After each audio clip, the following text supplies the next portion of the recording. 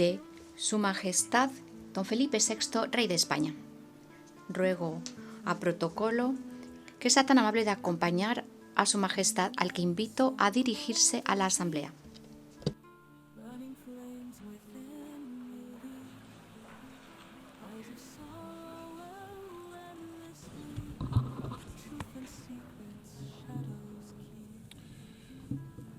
Señora Presidenta, Secretario General de las Naciones Unidas, jefes de Estado y de Gobierno, embajadores, autoridades, señoras y señores, muy buenos días.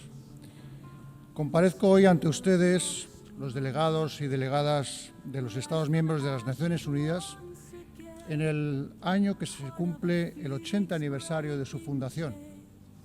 Es un momento oportuno para hacer algunas reflexiones sobre el presente, el pasado y el futuro de esta organización universal y su aportación a la paz, a la estabilidad y el desarrollo en unos tiempos extremadamente complejos.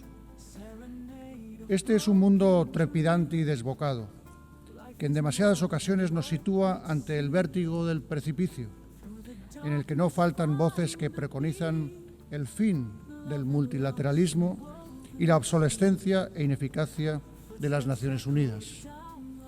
Es el efecto, se nos dice, de la sustitución de una lógica de diálogo y cooperación por una lógica de competencia, rivalidad y tensiones extremas.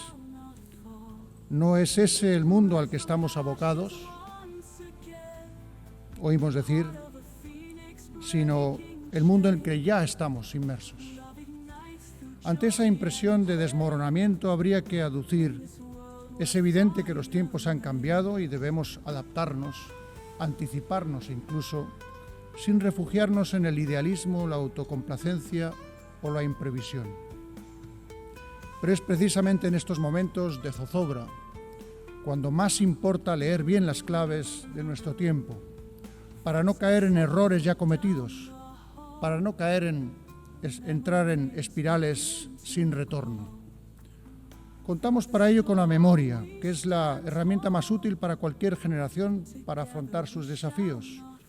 La memoria del siglo XX nos interpela cada vez que nos reunimos en esta Asamblea General, nos recuerda para qué se creó esta Casa de la Comunidad Internacional, en qué circunstancias nació, qué oscuros capítulos de la historia procuró cerrar definitivamente.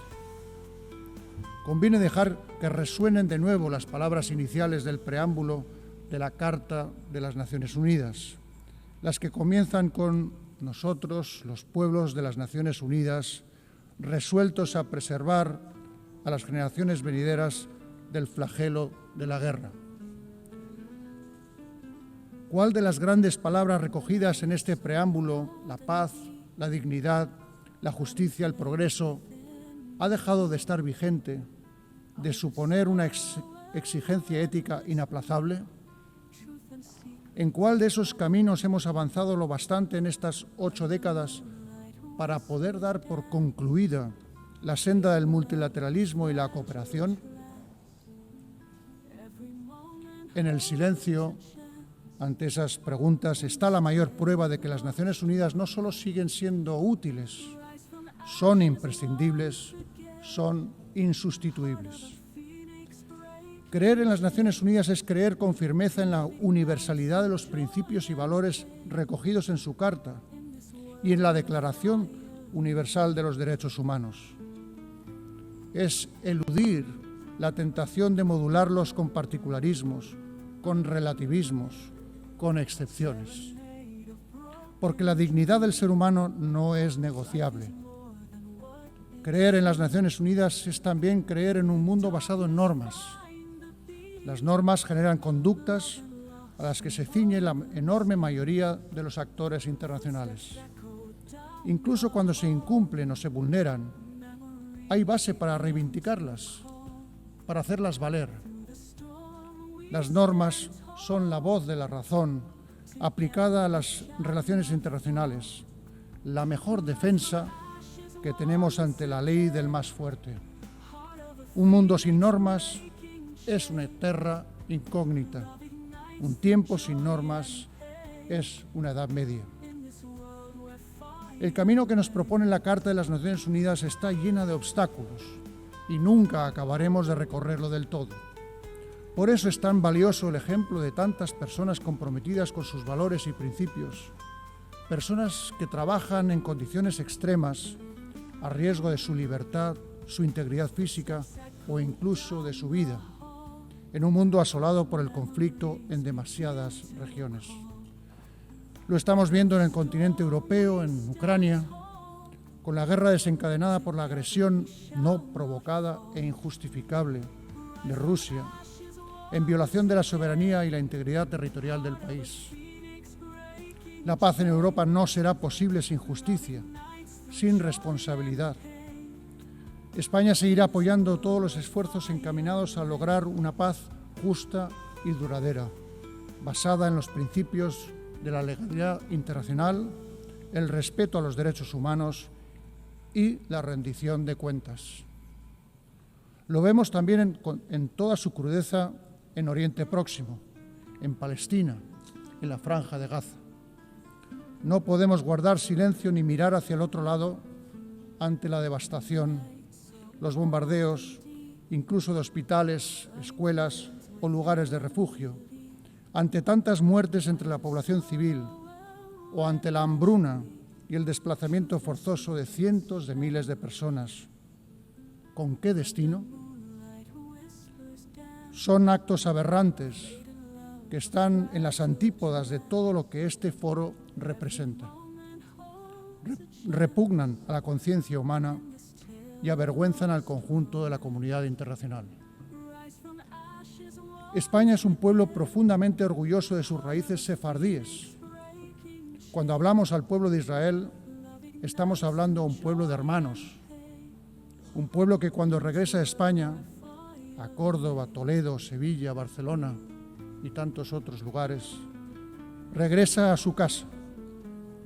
Ese fue el principio inspirador de la ley por la que en 2015, y con amplio consenso, se concedió la nacionalidad española a los descendientes de los judíos sefardíes originarios de España. Por eso nos duele tanto, nos cuesta tanto comprender lo que el gobierno israelí está haciendo en la Franja de Gaza. Por eso clamamos, imploramos, exigimos, detengan ya esta masacre. No más muertes en nombre de un pueblo tan sabio y tan antiguo que tanto ha sufrido a lo largo de su historia.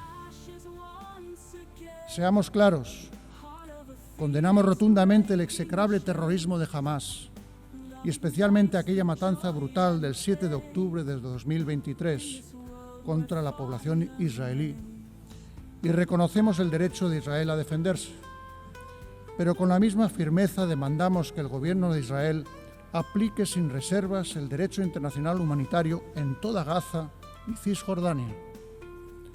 Exigimos que la ayuda humanitaria llegue sin dilaciones, un alto el fuego con garantías y la liberación inmediata de todos los rehenes que aún retiene Hamás con tanta crueldad. La comunidad internacional debe asumir su responsabilidad para hacer realidad cuanto antes una solución viable que contemple la existencia de dos estados. El reconocimiento del Estado de Palestina por parte de un número creciente de miembros de nuestra organización, al que España se sumó el pasado mes de mayo, debe ayudar a conseguir una paz regional justa y definitiva, basada en la aplicación de las resoluciones de Naciones Unidas y también en el reconocimiento universal del Estado de Israel. Señora Presidenta, señores y señores delegados, también son causa y consecuencia de tantos conflictos, como sabemos, la falta de recursos, la fragilidad de los estados, las desigualdades. La distancia que nos separa del cumplimiento de los objetivos incluidos en la Agenda 2030 sigue siendo enorme y el déficit actual de financiación para el desarrollo sostenible supera los 4 billones de dólares anuales. El llamamiento a la eficacia, a la optimización de recursos logrado en la cuarta Conferencia Internacional sobre Financiación para el Desarrollo que celebramos hace poco en Sevilla debe tener continuidad. Por eso España, en línea con el compromiso allí alcanzado, adoptado por consenso, ha lanzado el Plan Sevilla de apoyo al multilateralismo. Hemos aumentado nuestra contribución a los fondos internacionales para el desarrollo y reafirmado nuestro compromiso con la defensa de los derechos humanos, la igualdad de género y la transición ecológica, que son elementos centrales y distintivos de nuestra política exterior. Me referiré con brevedad a cada uno de estos tres ámbitos. En primer lugar, los derechos humanos. España es desde este año miembro del Consejo de Derechos Humanos, lo que nos permitirá seguir trabajando en causas tales como la lucha contra el racismo, la erradicación de la pena de muerte y la promoción de los derechos económicos, sociales y culturales, y persistir en el combate contra todo tipo de discriminación. Porque somos partidarios de las sociedades plurales, abiertas, donde todos los ciudadanos participan, y nos preocupa la erosión de las democracias, la desafección que advertimos hacia valores esenciales para la convivencia democrática. En estos tiempos confusos, que ponen a prueba la capacidad de diálogo, es cuando más fieles debemos permanecer ante estos valores. En sintonía con esos principios, creemos que la inmigración adecuadamente gestionada es un vector de desarrollo mutuo para las sociedades de origen, de tránsito y destino, y que los derechos humanos de los migrantes deben ser, en consecuencia, la referencia principal de nuestra acción. Por eso apoyamos con convicción plena la aplicación del Pacto Mundial Migratorio y el Pacto Mundial de Refugiados. Quiero referirme en segundo lugar a la igualdad de género. Este año, en que se cumple el 30 aniversario de la Declaración y Plataforma de Acción de Beijing, es una nueva oportunidad para renovar nuestro compromiso con la igualdad real y efectiva, que no es solo un paso adelante en materia de derechos humanos, sino ante todo una cuestión de justicia. España aspira a seguir siendo un referente global en temas como la lucha por los derechos sexuales y reproductivos, contra la violencia sexual y de género, por la mayor participación de las mujeres en posiciones de liderazgo y los procesos de toma de decisiones. Me referiré en tercer lugar al medio ambiente. La triple crisis planetaria a la que nos enfrentamos, cambio climático, contaminación y pérdida de biodiversidad, nos exige un refuerzo de la gobernanza y unos recursos suficientes para acelerar la transición energética justa, que nos permita triplicar las capacidades de energías renovables, duplicar la eficiencia energética y continuar descarbonizando nuestras economías. Son objetivos tan ingentes como necesarios y por eso las dudas deben quedar fuera de la ecuación. España hace un llamamiento al consenso y a la ambición de cara a la próxima COP30 que nos reunirá en Brasil el próximo mes de noviembre.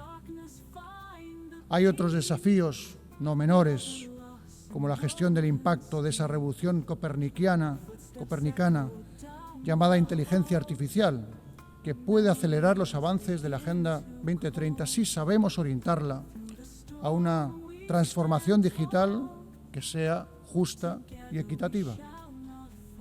Y en el ámbito de la salud, cuya dimensión global se hizo tan evidente con tintes trágicos en los tiempos no tan lejanos del COVID, celebramos que se haya alcanzado un consenso en torno al acuerdo sobre pandemias, lo que refuerza la posición central de la Organización Mundial de la Salud dentro de la arquitectura global de salud.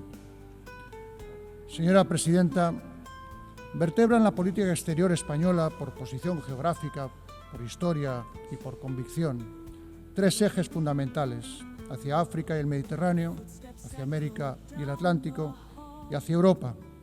Quisiera hacer algunas consideraciones sobre estos espacios. España es muy consciente que África constituye un interés estratégico mundial de primera magnitud. El presente está marcado en ciertos países por carencias estructurales y algunas guerras y conflictos atroces con poca atención en comparación con otros ya mencionados. Pienso en las numerosas organizaciones o misiones de paz en la región a las que mi país contribuye de manera decidida. Es el caso del Sáhara Occidental, donde España seguirá apoyando al enviado personal del Secretario General de Naciones Unidas para alcanzar una solución aceptable y concorde con las normas y el marco de Naciones Unidas. El futuro de África seguirá el rumbo que marque una población joven, dinámica, con iniciativa, cada vez más presente en los asuntos globales. Ese es el futuro que debemos apoyar. Por eso mi país ha adoptado la Estrategia España-África 2025-2028.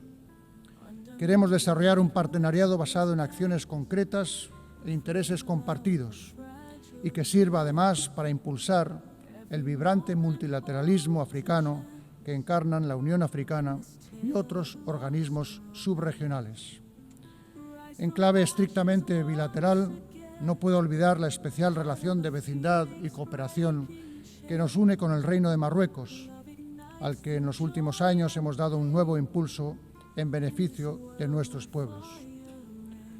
América Latina y el Caribe representa para España una comunidad de países hermanos, parte insustituible de nuestra identidad afianzada por un patrimonio, la lengua española, que comparten 600 millones de hablantes en todo el mundo. Nuestro país ostenta hasta finales de 2026 la Secretaría Pro Tempore de la Comunidad Iberoamericana de Naciones y Madrid acogerá la próxima cumbre iberoamericana.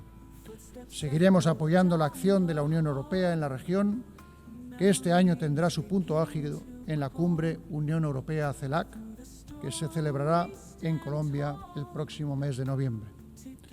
La Unión Europea, uno de los más altos logros de la concordia y un ejemplo para el multilateralismo, tiene una voz en estos tiempos más necesaria que nunca y por eso apostamos por una unión cada vez más eficaz, cohesionada, capaz de garantizar su seguridad y competitiva en la economía global.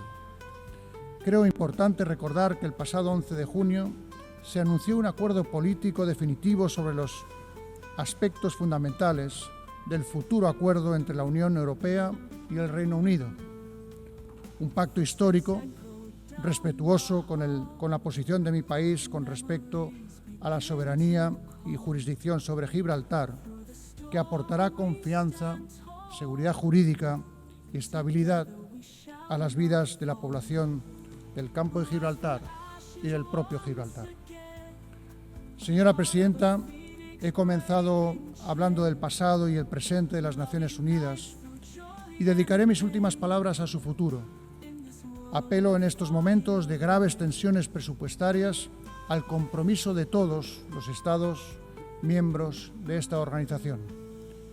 Animo a todo su personal, con su secretario general a la cabeza, a persistir en su enorme esfuerzo de eficiencia y eficacia, priorizando aquellos ámbitos cuyo abandono supondría una quiebra inasumible de los parámetros éticos que siempre deben regir su tarea. Seguimos creyendo en la necesidad de desarrollar las iniciativas de reforma y ponemos a disposición de ese ejercicio nuestra capacidad de diálogo y de creación de consensos, nuestra firme convicción multilateral. Con motivo de este 80 aniversario, que coincide además con el 70 aniversario de la incorporación de España, quiero renovar, señora Presidenta, el reconocimiento de mi país a todos los hombres y mujeres que trabajan en las Naciones Unidas. Son ustedes los custodios de la memoria del siglo XX y los garantes de las esperanzas puestas en el siglo XXI. Y es ahora, cuando más preguntas surgen en torno al multilateralismo y la cooperación, cuando más les necesitamos. Muchas gracias.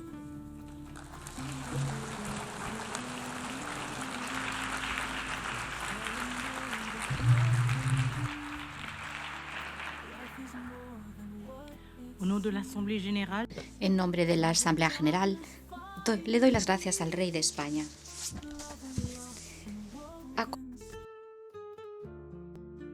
Gracias por quedarte hasta el final. Si este análisis te ha aportado valor, la mejor forma de apoyar este proyecto es haciendo que llegue a más gente. Compártelo por WhatsApp con esa persona que sabes que le interesará. Y para no perderte el análisis de mañana, suscríbete y activa las notificaciones. Nos vemos mañana.